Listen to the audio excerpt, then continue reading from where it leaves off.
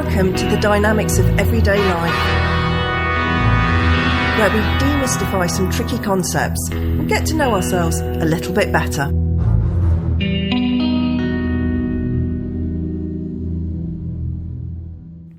Welcome back to the show, everyone. Episode 99, nearly at the big 100. So, no pressure there in terms of topics. Anyway, as we frequently say in my pole class, that's a next week problem. So let's focus on what we're looking at today. Today, we're thinking about exclusion. Not playground trauma. I've done that before. Not group bullying. This is about something underneath all that. The decisions we make before anyone else has spoken. What do I mean by this? Well, the question for today is, are you actually being excluded?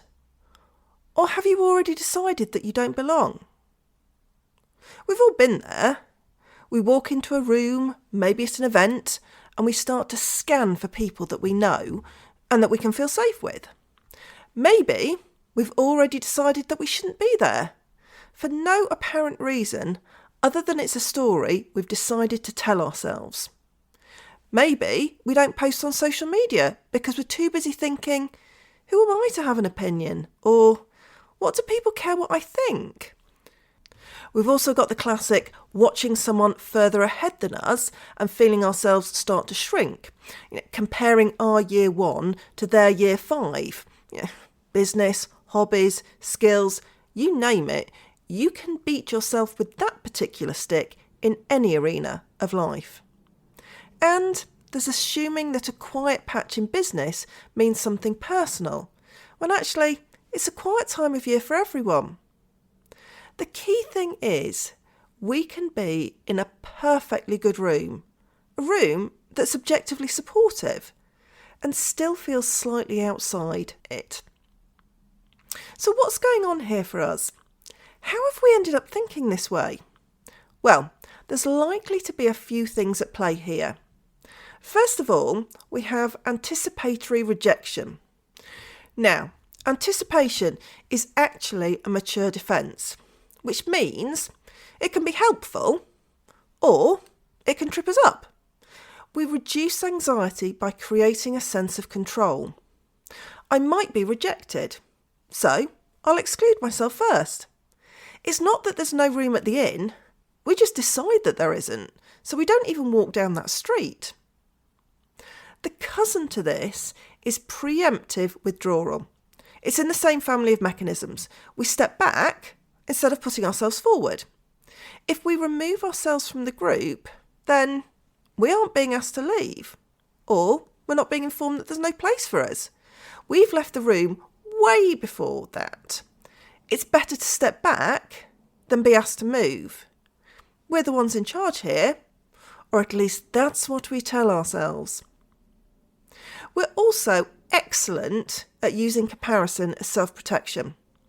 Doesn't matter how many coaches or online gurus tell us that comparison is the thief of joy, or whatever new phrase is being pushed this week. As humans, we are always going to compare ourselves to others. In a way, we're doing this to try and keep ourselves safe. Prehistoric man needed to stay in a group to survive, and it needed to be the right group. So the comparison mechanism has been hardwired into us for millennia. It's not going anywhere because of a Pinterest quote. Now, I'm not saying that we just need to accept this blindly, but it's more that we need to be aware that it operates within us. And sometimes not in our best interests. And once we're aware of that, that means that we can be a bit more in control of our responses here. The bottom line is, sometimes we exclude ourselves first because it gives us control.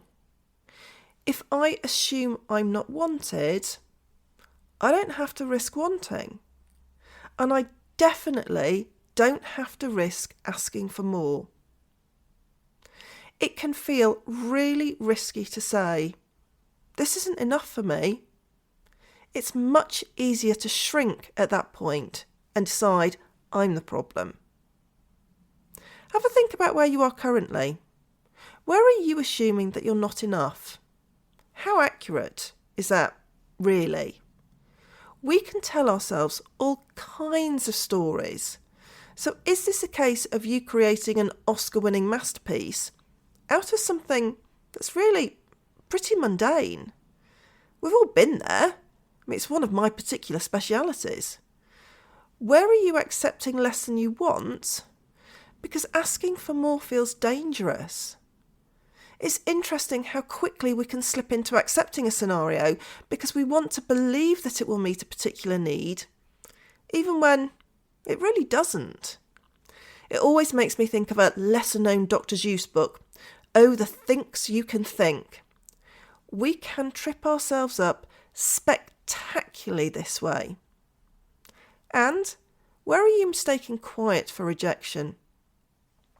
In a world that's as busy as ours and reliant on dopamine addiction, it's very easy to construct a narrative where people being quiet means that we think that they aren't interested or that we have nothing worthwhile to say, so that's why people aren't paying attention. People are busy, and just because they aren't commenting or liking our posts or messaging us constantly, it doesn't mean that we're being rejected, even though our minds can tell us that we are. This happens in the coaching world too. Coaches who don't speak up in groups, coaches who dilute their thinking, and coaches who sit on the edges of conversations rather than entering them. They've got one foot halfway out the door already. Depth work requires us to notice when we're doing that to ourselves and not just in clients.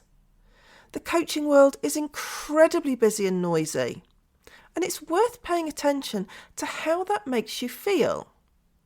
Do you feel that you have nothing to contribute, or that you don't want to play?